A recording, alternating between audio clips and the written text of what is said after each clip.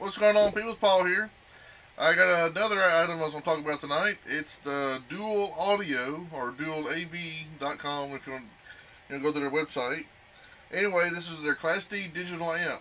It's got it's 300 watts RMS at 4 ohms, 500 watts RMS at 2 ohms, or 1200 watts peak. This amp's going to run probably between 140 to 170, depending on where you get it from. That's real small and compact. It does have some weight to it.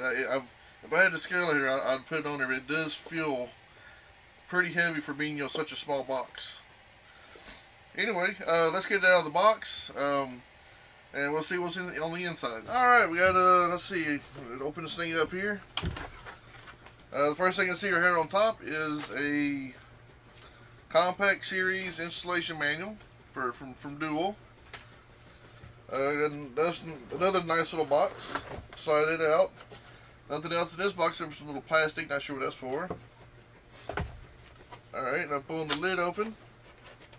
Hope no snake jumps out at me. Alright, as you get smaller and smaller, here's the amp. That's some plastic here. You got a little cover for the icon, and it looks like a plastic cover for this little red piece here. And this amp is still heavy. I wish I could, tell you how much this thing weighs. It feels like 5 pounds for how small it is. Anyway, that's here's the amp, and let's see if there's anything else under the little things here. Here's a bass knob, little baggie of screws, input for high level input if you don't have a LOC or line out converter. And over here, another little baggie of smaller screws, and it looks like the bass knob's cord. Alright, there's nothing else in the box. We'll set this off here, and that's off the table there. Alright, I'm going to get the camera zoomed in, and we'll kind of work our way around, and actually before I do that, let me get my handy dandy measuring ruler out here. We'll see just how all the dimensions are before we do all that. Okay, from side to side, from the ends of the mounting holes on this side and over here, the screw holes are a little further out, so from the end here to here is 9 inches. So 9 inches across.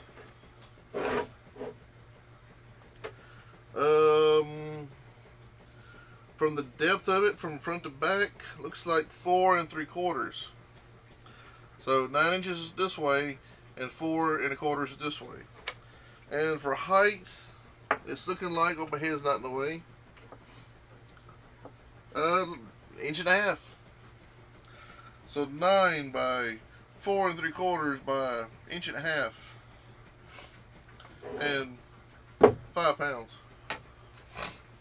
Anyway, let's get it zoomed in on here, and we'll kind of go through all the parts you see on here.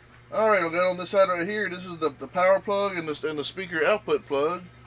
Over here we got the ground hold, which holds 4-gauge input, so you will need 4-gauge wire to power this little beastie up.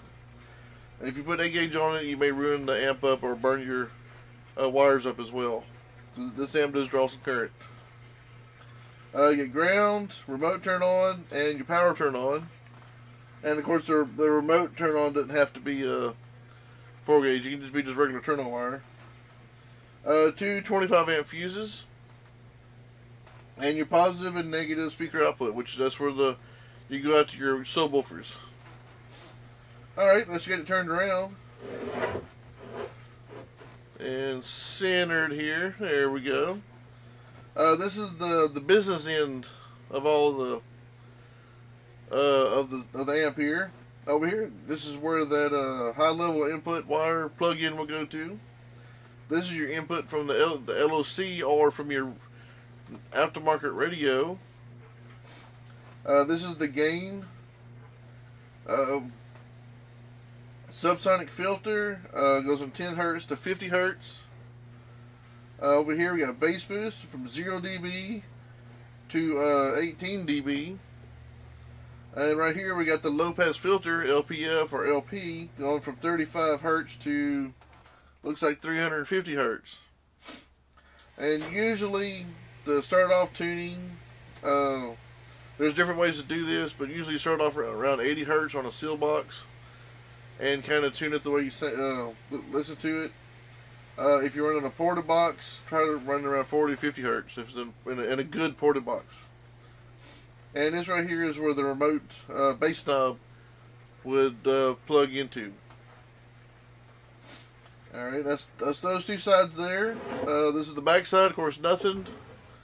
And back to the other side and the front side as well as nothing.